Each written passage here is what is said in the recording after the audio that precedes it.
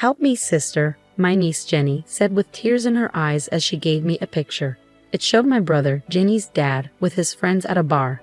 "What's wrong, Jenny?" I asked. Before she could answer, my serious sister-in-law showed up. "What are you two doing?" she asked sternly, taking Jenny away.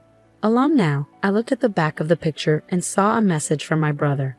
It said, "If something happens to me, please take care of my daughter. My name is Alice.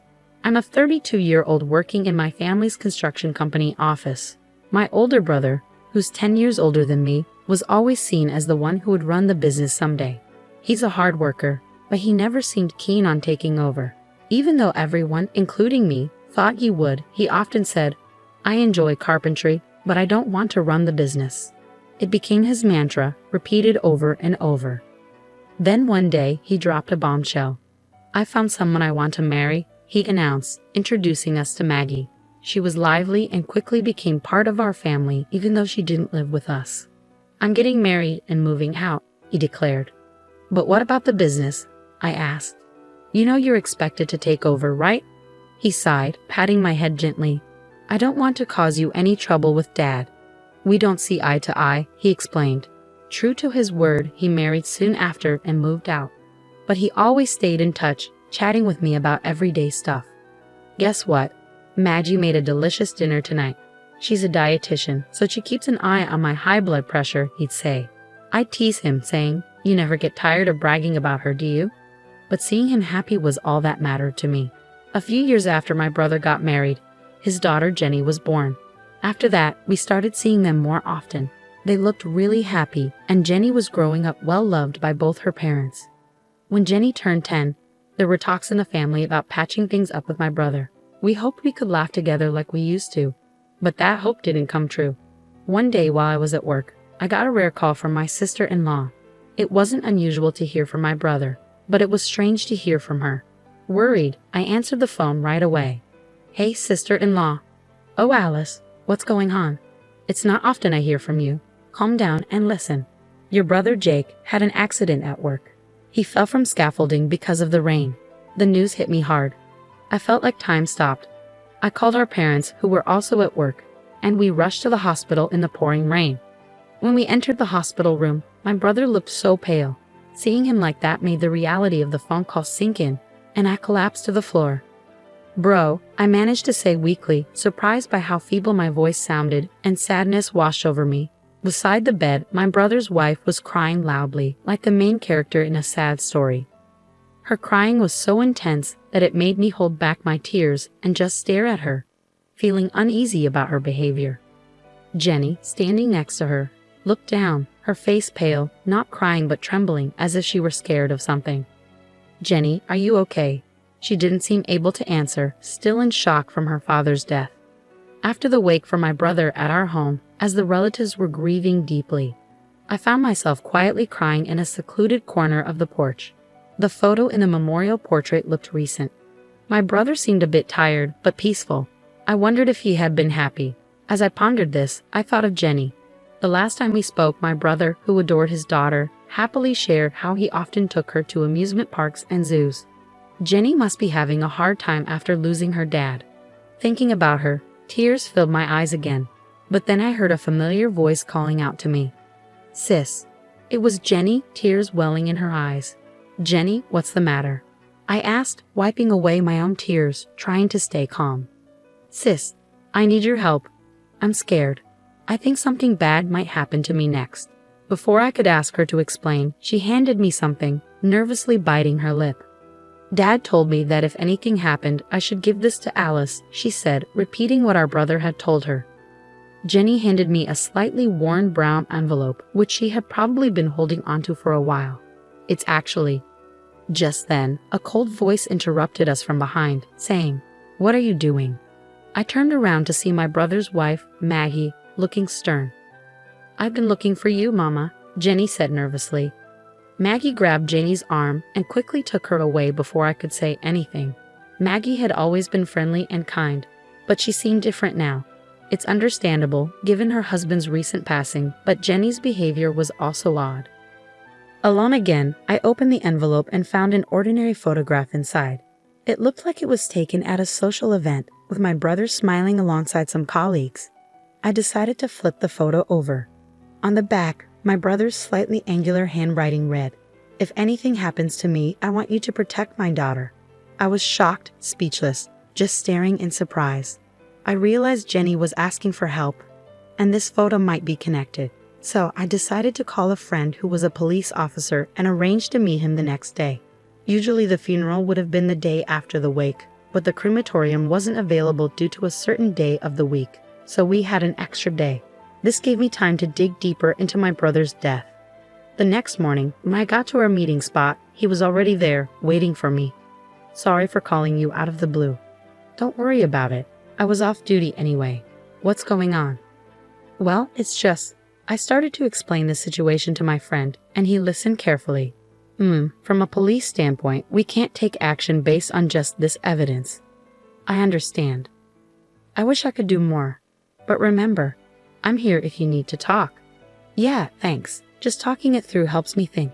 Even after saying goodbye to my friend, I couldn't stop thinking about the photo Jenny gave me. No matter how many times I looked at it, the message from my brother remained a puzzle. What else could I do to uncover a clue?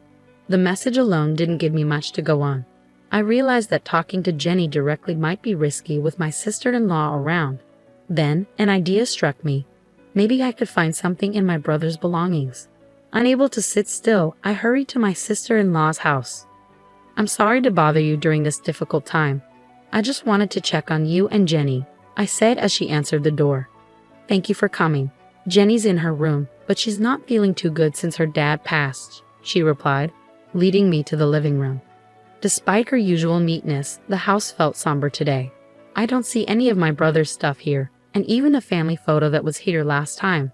There was no sign that my brother had ever been there. Determined to find something of his, I looked around the room. Maggie brought me some tea and homemade pickles. What caught my eye was a light purple bracelet similar to a rosary on Maggie's wrist. It didn't seem like something she or my brother would wear, and it made me uneasy as I thanked her for the tea and tasted the pickles. "These pickles are really salty, aren't they?"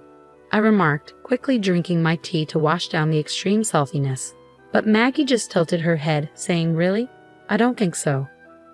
Maggie, a dietitian, usually made delicious and healthy meals that my brother loved. It was odd for her to make something so salty, especially knowing my brother's high blood pressure. Since I arrived, I've been feeling uneasy at Maggie's house, and I started worrying about Jenny. "I'd like to talk to Jenny. She's in her room, right?" Just as I stood up to go to her room. "No, you can't see her." "What? Why?" "I'm sorry, but you need to leave. I'm busy getting ready for the funeral," Maggie said firmly, grabbing my wrist and pushing me out into the hallway, then out of the house. Feeling frustrated after finding no clues, I looked up at the sky, wondering what to do next. Suddenly, Jenny appeared at a second-floor window. She gestured for me to be quiet and threw something at me. It was a small key wrapped in cute memo paper, the shed key. "Hide it under the potted plant after you use it," the note read. I gave Jenny a thumbs up, and she nodded before gently closing the window. To avoid my sister-in-law, I went to the backyard and used the key to open the shed. Inside, I found my brother's belongings, including a diary. Jake had been diligent about recording his daily life in a diary since he lived at home. As I read through it, I couldn't believe what I found. The food had become too salty, and even when he mentioned it, Maggie dismissed it, saying, "Trust me, I'm a dietitian," and he couldn't get her to take it seriously. His health had been declining because of it. Plus, he explained why he left that photo. The next day, a crowd gathered at the funeral, including relatives and Jake's colleagues. When Maggie took the microphone to speak, I stood up and interrupted her. "I need to say something," I announced. "Alice, what's going on?" Maggie looked surprised as I walked to the front of the room, ignoring her. "Jake didn't die by accident." My words caused a commotion in the hall, and Maggie's expression turned stern. "What are you saying?" "My husband slipped and fell off the scaffold at work," Maggie protested. "I showed everyone Jake's diary. It's all written here." My sister-in-law, who was usually a good cook, started making heavily seasoned dishes, and Jake's health started to decline. "Isn't it strange, Maggie? Serving salty food to Jake, who has high blood pressure and insisting he eats it all. I don't know what you're talking about. I always took care with his meals, Maggie insisted, trying to play innocent. Ignoring her, I presented another piece of evidence. This is a photo Jake left for me. At first, I didn't understand its significance, but when I visited your house yesterday, it became clear. The person in this photo is wearing a bracelet that matches the light purple one you're wearing. As I pointed to the person, everyone's attention shifted there. Mr. Johnson, you and Maggie were having an affair, weren't you? Even though you were a colleague Jake trusted, why betray him like this? As murmurs filled the hall, Maggie glared at me while the man looked pale and nervous. Mr. Johnson was a familiar face to me as well. He had been a good friend of Jake's since they graduated from high school and started working together. He had visited our house many times, and I had seen him wearing the same bracelet as Maggie's when he wiped sweat from his forehead. I'm sure Jake was struggling a lot, knowing that the colleague he trusted was having an affair with his wife, and that he might even be in danger. That's why he couldn't tell me directly, and leaving this photo was his way of trying to communicate. I said to Mr. Johnson, holding back tears. He broke down crying and held his head in his hands. What? A diary and a bracelet can't prove an affair or that I killed my husband, Maggie protested, getting defensive. But I was prepared and continued with the evidence from the diary. There's more. Jake checked your phone, Maggie, and found emails between you and Mr. Johnson. It seems you wrote, Jake is in the way of us being together. We need to get rid of him. That's not true. Whether it's a lie or not, we can easily find out by investigating, right? I challenged. At first, it seemed like you were planning to take advantage of my brother's high blood pressure to harm him through his meals. But that would take too long. So driven by your desire to get married as soon as possible, you approached Mr. Johnson to eliminate my brother in a workplace accident, didn't you? You planned to push him from a height on a rainy day, and if anyone asked, you'd just say he slipped. I never suggested such a thing. He's the one who brought it up. Maggie tried to deflect blame onto Mr. Johnson, pointing at him. He shook his head vigorously, denying it. Mr. Johnson, it was raining on the day my brother died, wasn't it? I asked. He nodded slightly. Usually work would be stopped on a rainy day, so why wasn't it? It was only drizzling, and we had a deadline, so he suggested we continue with the work. I saw it as an opportunity, Mr. Johnson explained. My brother considered you his best friend and trusted you until the end. You know that, I said, addressing Mr. Johnson. There was a collective intake of breath as he bowed deeply towards Jenny, my brother's only daughter. I was led astray by her, and I did something terrible. I'm truly sorry, Mr. Johnson continued to apologize through tears. Jenny looked at him with sadness in her eyes. Meanwhile, Maggie kept denying any involvement. Even at this point, you'll hand over the incriminating emails to the police, right? I asked, and when Mr. Johnson offered his phone, Maggie seemed to finally give up. Then, a police officer friend who had attended my brother's funeral arrested the two of them and took them away. It was a relief to see them finally caught. Afterward, Maggie and Mr. Johnson received long prison sentences. Thanks to the lawyer I hired, Jenny received financial support from a program called the Victims' Compensation Program, designed to help families of victims recover. Jenny was deeply affected by the incident and struggled for a while, but I adopted her as my own, and she's slowly starting to smile again. I've decided to give her all the love I can in place of my brother.